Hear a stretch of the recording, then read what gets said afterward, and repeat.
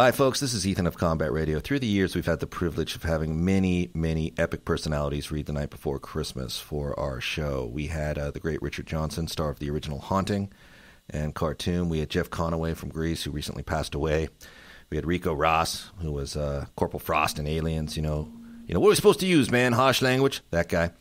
And this year, we have the privilege of having, who, in my opinion, is the most interesting man in the world, Sir Ian Buchanan, reading The Night Before Christmas. 'Twas the night before Christmas, when all through the house not a creature was stirring, not even a mouse. The stockings were hung by the chimney with care, in hopes that St. Nicholas soon would be there. The children were nestled all snug in their beds, while visions of sugar plums danced in their heads. And Mamma in her kerchief and I in my cap had just settled our brains for a long winter's nap. When out on the lawn there arose such a clatter, I sprang from my bed to see what was the matter. Away to the window I flew like a flash, tore open the shutters and threw up the sash. The moon on the breast of the new-fallen snow gave a lustre of midday to objects below. When what to my wondering eyes did appear but a miniature sleigh and 8 tiny reindeer, with a little old driver so lively and quick, I knew in a moment he must be Saint Nick. More rapid than eagles his coursers they came, and he whistled and shouted and called them by name.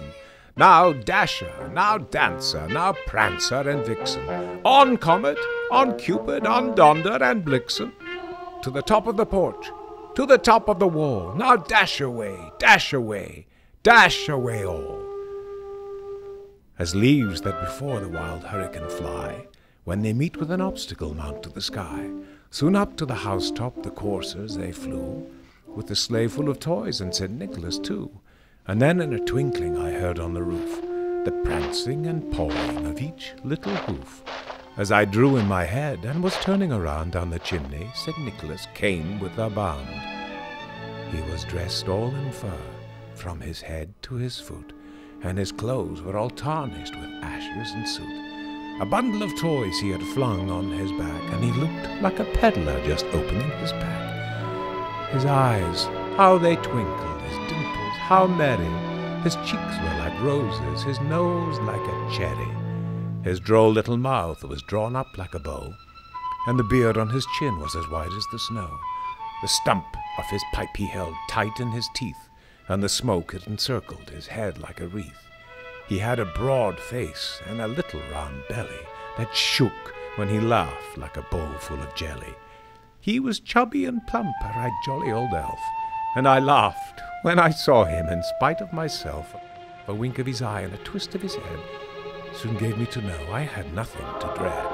He spoke not a word, but went straight to his work, and filled all the stockings, then turned with a jerk, and laying his finger aside of his nose, and giving a nod, up the chimney he rose. He sprang to his sleigh, to his team gave a whistle, and away they all flew like the down of a thistle. But I heard him exclaim, ere he drove out of sight, "Happy Christmas to all, and to all a good night."